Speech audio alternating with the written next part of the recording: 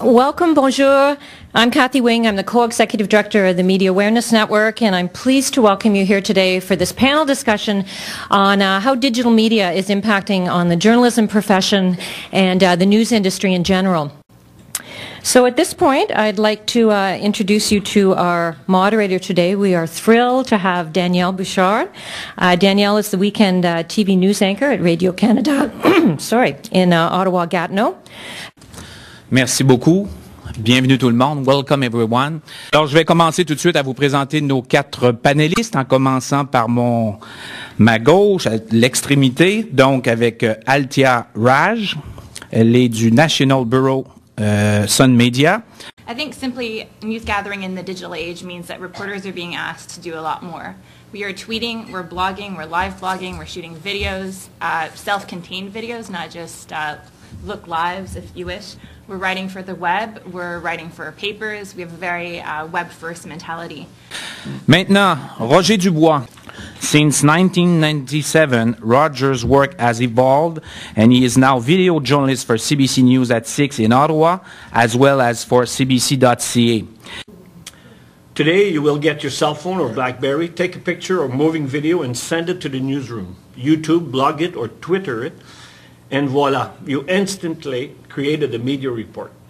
So a lot of people can be journalists for a moment, but is that what all it takes? Some of those short clips make it around the world in an instant, as fast as you hit the send button on your cell phone. Now let me introduce you to Scott Rubin from Google Global Communications and Public Affairs. Scott Rubin is the head of policy communication at YouTube and manages Google's public policy efforts on child safety. He also oversees Google's communications for various issues, including freedom of expression and internet censorship. So for us, our job is to create a platform for free expression, for the democratization of information, and that may mean that some of the formal work that you do or some of the informal work that you do might also be joined by stuff that my next door neighbor might do, with the cell phone, with a flip cam, with your own video recorder, and it goes up onto YouTube and there's a conversation that ensues. Let's introduce our next, introduce our next guest. Mr. Andrew Cohen is an award-winning journalist, best-selling author, and professor of journalism and international affairs at Carleton University. Mine would be the voice here of caution. I worry about the content. I worry about what is going on the internet. I worry about, and I don't mean necessarily YouTube or Google. I mean in the blogosphere, I mean the opportunity for distortion, the opportunity for misleading information, and I would have a few caveats which I would hope you would consider here. One is security and privacy. What's going on there, and what are you people putting on there? And I have a 14-year-old who's on Facebook all the time, and I really worry what is on there. He's actually now cut both his parents out, so we can barely see what he's got. But I worry about that. I worry about accuracy. I worry about authenticity and originality, and I hope that you do too. Now, I know they have a lot more to say, but I'll start with Scott Rubin. There is a question here, and it's a very good question. Do you ever face pressure from the government to censor, remove videos or information from YouTube or Google? It's a great question, and one I get many times a week. And the simple answer is no. We have community guidelines at YouTube that determine what is allowed and not allowed on the site. We don't bow to particular pressure if it's an unpopular point of view. And in some ways I wanted to disagree with the idea that the internet is a dangerous place. The more information that is out there, the more power it gives you to make choices about what is right and not right, and that's what we try to work on and what we try to provide our users at YouTube and Google. Well, I would disagree with Scott, and by the way, it's no reflection on Google, which I think is a wonderful organization, which was blocked in China, if I recall, right? YouTube is currently blocked in China. YouTube, all right. I would say that simply because there's a proliferation of information doesn't necessarily mean the consumers, the producers of that information, are any more accurate or knowledgeable. We've talked mainly about producers of information, but you're consumers of information too.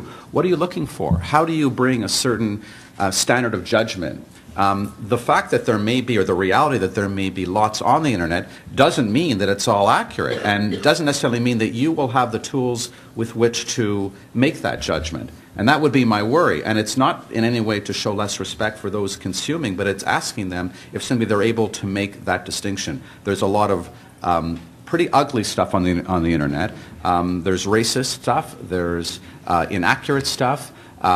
I didn't even like my students, and you would have a response to this, I didn't like them using Wikipedia as their sole source of reference. I said you can begin with Wikipedia, but don't end there. What do you feel is the most dangerous aspect of displaying videos on the internet? I don't have a problem with YouTube videos. I don't view them as competition at all. I mean, I think more information is better than less information. I think people have a tendency, though, to pick the information that they already agree with rather than challenge themselves. That's a problem all on its own. But Bon, en français, je pense qu'on peut résumer le tout en disant que finalement, il y a des aspects très positifs à tout ce que permet l'Internet, YouTube et tout ça, mais qu'il faudrait trouver une façon d'encadrer le tout pour des questions d'éthique, justement. Et à ce niveau-là, ben, il y a une compétition qui est un peu injuste, c'est que les journalistes doivent suivre certaines règles, alors que de l'autre côté, lorsqu'on parle d'Internet, c'est libre cours à peu près tout le monde, sauf quelques mesures qu'on peut prendre de temps à autre du côté des dirigeants. How do you see journalism in news reporting evolving in the future? I think it'll be more of the same, and it worries me. It doesn't mean, and it's not to say, that the wonderful tools of technology are not wonderful. They are. It depends on how they're used and what kind of judiciousness and care that we bring to them. I have no doubt there are good people who are every bit as capable of using them as they were a generation ago. The question is, what's the time and what is the environment in which people act? What are the standards? Is it all about speed and not about content? I mean, there was always a race in journalism to be first, but at what cost? So I would just say we should be asking ourselves those questions and try and maintain a sense of standards in a world in which they seem to be eroding. Thank you. Mr. Rubin, quickly. Perhaps not surprisingly, I slightly disagree with some of the things you're saying because I'm an optimist about this. I think that the standards are absolutely necessary. I think that journalism is evolving in such a way that we're in a time of, if you think about it inside a cocoon, it's the metamorphosis where there's a lot of, sort of sludge inside, and something is emerging, but we're not quite sure what it will be. And what's important, to get back to the media awareness concept, is that all of us learn how to understand our sources differently, whether you are a reporter, a journalist, or somebody who's a consumer of news, somebody putting up a platform, that we must be teaching this, we must be thinking about it, it must be ingrained in the platforms so that they're not taken advantage of by those who would pervert them and make them sources of misinformation solely rather than a place where you can gather news and make some choices. Thank you. Une autre question dans l'audience ici. Hi, I'm Michaela from Smithers, BC. You guys were saying how you get information from the internet, right? But what happens if some countries put false information on the internet? We'll ask Mr. Rubin.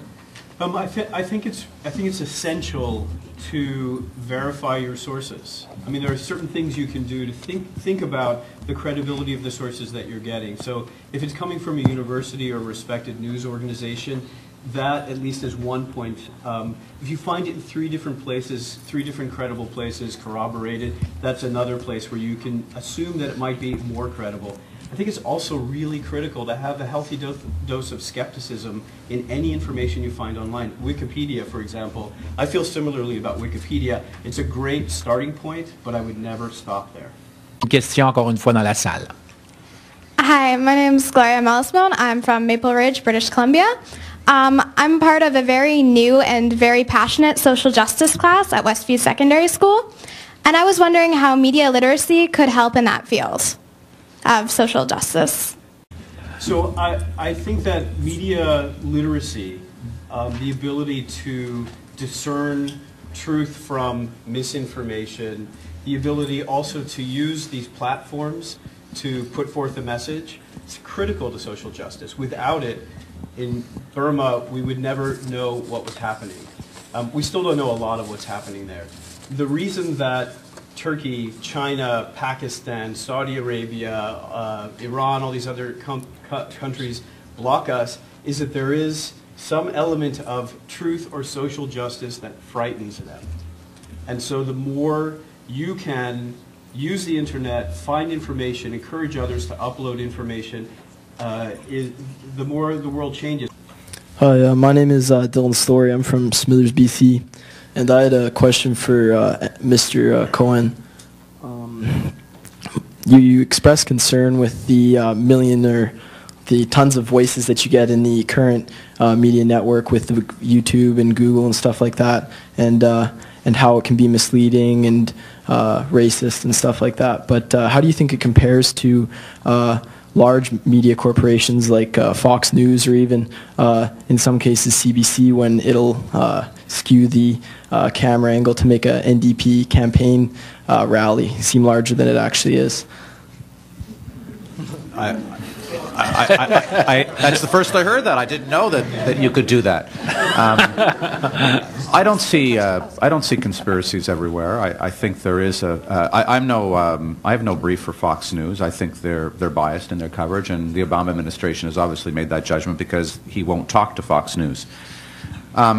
There is bias everywhere, and the question asked from the student from Camrose, Alberta, is a very good one about truth. And I think those of us who are in this business subconsciously, or maybe consciously, think about truth all the time. My sense is, after being in this business some time, is there is often more than one truth. The lesson I've learned is there are other truths, and those are not often reported. And yes, they can be missed by the so-called establishment media. My question's for Mr. Cohen as well. I'm Stephanie from Delta, BC, and my question is, do you think that the different views you get on the internet, the less censored, the less carefully picked through, might be a good thing because it brings people awareness that there are still people out there who think racist thoughts, and it brings more awareness? The argument, and that's I think it's Scott's argument, that the more out there, the better. I think the more out there, the harder it may be to find what is truth. You have to cut through the thick underbrush of falsehood, which is there. I suppose you can say it's there and you don't have to look at it, but getting through to it, to what is a credible place, and maybe it's YouTube, Google, and the New York Times and other, and there the Huffington Post. There's a lot of new media out there, which is tremendous. I think finding it, so as much as many of you, I think, are here as future producers of information, but you're also will always be consumers. And I think that what we have to do in the education business is find better ways to equip you to be wise consumers and to find what is the truth out there as best we can determine it. Je me sens un besoin de reposer la question en français à nos deux panélistes qui parlent français et de relancer ça d'une autre façon. Beaucoup plus de monde dans les médias, mais souvent moins de propriétaires. Vous avez abordé un peu les choses tout à l'heure, mais quand on travaille pour un journal, comment on peut critiquer une émission de télévision qui est de la même compagnie d'une part? Et j'aimerais savoir si d'un autre côté, le fait qu'il y ait tant de monde, qu'il y ait tant de compétition, ça vous pousse à travailler plus rapidement, peut-être tourner les coins ronds, si vous connaissez l'expression. Est-ce que vous la sentez, cette pression-là? Je fais Roger rapidement, on va prendre une dernière question ensuite. C'est la même chose à Radio-Canada ou à CBC. Même quand ça nous concerne, nous, internement, il n'y a jamais de patron qui nous font une ligne de conduite pour dire demande pas cette question-là ou certaines choses. Surtout quand les coupures arrivent, c'est le meilleur exemple que je pourrais donner.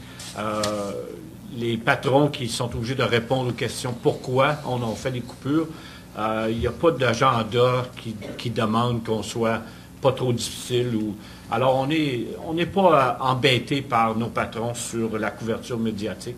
Il s'agit d'être objectif, précis et véridique. Après ça, il n'y a pas aucune attache qu'ils peuvent reprocher ce que tu écris ou ce que tu mets en ondes. On va mettre un terme sur ce panel. Moi, c'est ici que prend fin mon mandat. That's where my mandate ends. But I'd like to congratulate not only the member of the panel because they have very, very interesting words. They were very interesting in their answers. But if they were so interesting, it's because also of you, whether you were here or everywhere in the country. Your questions were great. Thank you for participating to this event again. And congratulations to the members of the panel.